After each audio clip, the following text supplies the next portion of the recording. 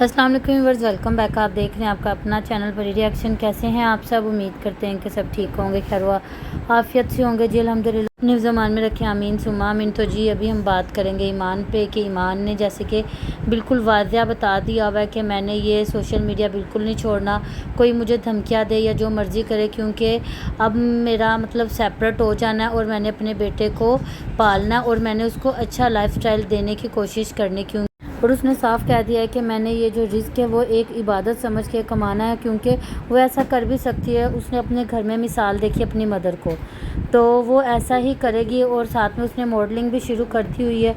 और यहाँ पे रजब को भी बहुत बड़ी टेंशन पड़ गई, बहुत बड़ी टेंशन का सामना करना पड़ रहा है, क्योंकि वो समझ रहा था कि शायद मेरी बेल हो जाएगी और सब कुछ ख़त्म हो जाएगा, केस वगैरह सब कुछ खारिज हो जाएंगे और मैं पीछे चला जाऊंगा अपनी माँ और बहन के पास और ज़ियारतों पे। और वहाँ पे मैं बात करूँगी अब गज़ल पे भी।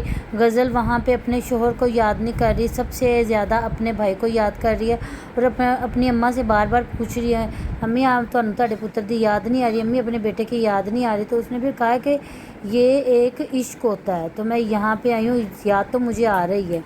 तो बार बार उसका पूछने का क्या मकसद है? हो सकता है कि उसने कहा हो कि आप लोग चले जाइएगा पीछे, मैं भी आपके आ जाऊंगा मेरा जैसे ही ये केस ख़त्म होता है, क्योंकि उसका वीज़ा तो लगा हुआ है। उन्होंने साफ बता दिया था कि वीज़ा इसका लगा हुआ है, बस जो अदालत है उसने मुल्क से बाहर जाने के लिए उसको मना किया, जिस वजह से वो नहीं जा सका।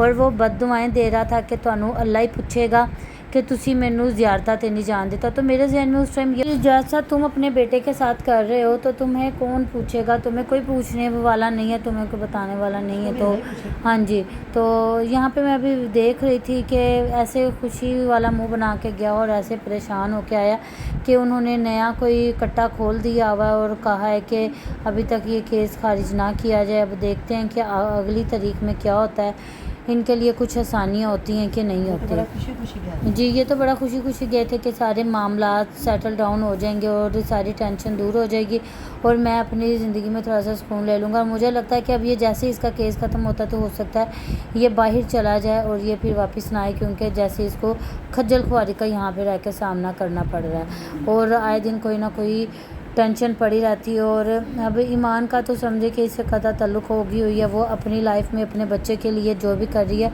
अपने बच्चे के लिए अपनी ज़िंदगी को सरवाइव कर रही है। अस्सलाम वालेकुम वरहमतुल्लाहि वबरकातुहू। कि मामा पता क्या है, ये दोनों ही जो फैमिलियाँ हैं ना, इनके बहुत राज है एक दूसरे के हाथ में। ये दोनों ही डर रहे हैं कि वो कहते हैं हमारे ना निकले, वो कहते हैं हमारे ना निकले, वो कहते हैं वो बताएगा तो हम भी बता देंगे, हम बिल्कुल। वो पता नहीं, अल्लाह ताला बेहतर जानता है कि इनके कौन कौन से ऐसे राज है और ये चीज़ें चलती रहती हैं। अब कोई ज़रूरी नहीं है कि जो घर बनते सारे ही बसें, बस अल्लाह ताला की रज़ा और इनकी अपनी मर्ज़ी की, कि ना उसके भाई ने पीछा छोड़ा और ना ही इन्होंने छोड़ा इसकी माँ और इसकी बहन ने, क्योंकि रजब फिर भी कहीं कहीं डाउन हो जाता था, पर उसकी माँ और बहन कहते ना वो सही लड़के की माँ और बहन बनी थी। कहते ना रिश्ता वेखन जाना आते गर्दन च, हाँ जी, सरिया पा के जाओ। तो जी वो इनका हिसाब था, इन्होंने सरिया ही अपनी गर्दन में रखा हुआ था और इनको ये नहीं पता कि झुकने वाले दरख्त को ही हमेशा फल लगते हैं।